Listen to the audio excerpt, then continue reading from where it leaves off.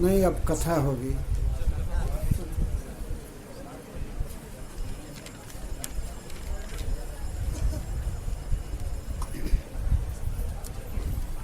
श्री शुक उवाच एवं व्रजस्त्रियो राजन् कृष्णलीलानुगायति रेमिरे हसुतच्चित्तः तन्मनस्का महोदया।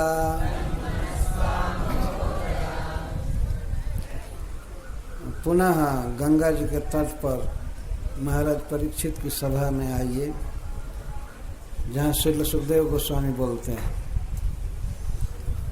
श्री शुक उवाच हे राजन तच्चित्तः तस्मिन् श्री कृष्णे चित्तम चेतना जीवितम जासम ता तन्मनस्कः तस्मिन् मनः जासम ता महोदया महान उदय उत्सव जासाम ता ब्रजस्त्रिय अहसु तद विरहमयेषु अपि दिनेषु एवं विरह दुःखेनापि उक्तानुरूपेण कृष्ण लीला गायति कृष्णस्य लीला अनुगायन्त्यः किंवा नु अहो कृष्ण लीला एव गायति गायन्त्यः गोप्यः रेमिरे जात निर्वृत्ति प्राय बभूव।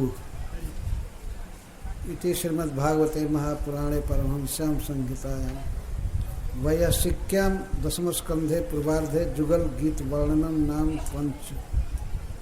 300 अध्याय। श्री सुखदेव गोस्वामी अब उपसंहार करते हुए कहते हैं, हे महाराज परीक्षित, राजन ये संबोधन है। राजन का अर्थ है कि आप बहुत सुंदर लग रहे हैं। राजन जो राज विराजे उसको राजन संबोधन। कृष्ण प्रेम से, कृष्ण कथा के प्रति प्रेम होने से आप बहुत सुंदर लग रहे हैं। वास्तव में जीव की यही सुंदरता है। भगवान से प्रेम हो, आसक्ति हो, और विशेष करके उनकी वार्ता से, उनकी गाथा से, कथा से प्रीति है, तो वह व्यक्ति सुंदर लगता है। यही जीव की शोभा है। तो महाराज परीक्षित राज्य त्याग चुके थे, अनशन व्रत लेकर गंगा जी के तट पर बैठे हैं, और कई दिन से, लगभग 5-6 दिन से, 4 दिन से उपवास चल रहा है उनका, पानी भी नहीं पिए, लेकिन फिर भी वे बहुत सुंदर लग रहे हैं। जब कोई व्यक्ति अपने कर्म में होता है, अपने स्वधर्म में होता है, तो वह व्यक्ति अच्छा लगता है। तो जीव का स्वधर्म है भगवान की भक्ति करना। भक्ति में प्रथम श्रेष्ठ भक्ति है श्रवणम, श्री कृष्ण के विषय में सुनना। महाराज परीक्षित तन्मय होकर के इस कथा को, श्री गोपिका जुगल गीत को सुन रहे हैं। तो अंत में संबोधन करते हैं श्री सुखदेव गोस्वामी, हे राजन। एक विचित्र बात है कि श्री सुखदेव गोस्वामी उस सभा में किसी अन्य को कभी भी संबोधित नहीं किए।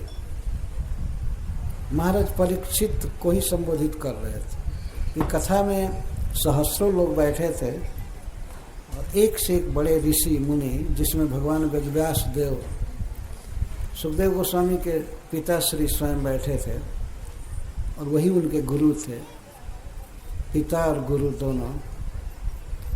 और श्री नारद जी वेदव्यास देव के गुरु सभा में बैठे थे। भगवान परशुराम अपने शिष्यों के साथ बैठे थे। जो भी ऋषि मुनि आए थे सब शिष्यों के साथ, बड़े बड़े ऋषि बैठे थे। लेकिन बड़े स्नेह से सुखदेव गोस्वामी महाराज परीक्षित को ही संबोधित कर रहे थे।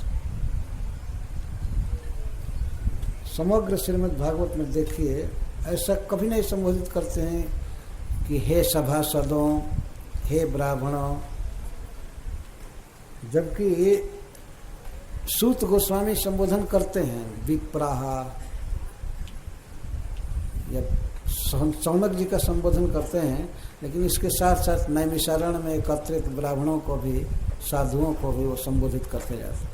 लेकिन श्री सुखदेव गोस्वामी महाराज परीक्षित पर ही दृष्टि रखते, स्नेह से देखते थे।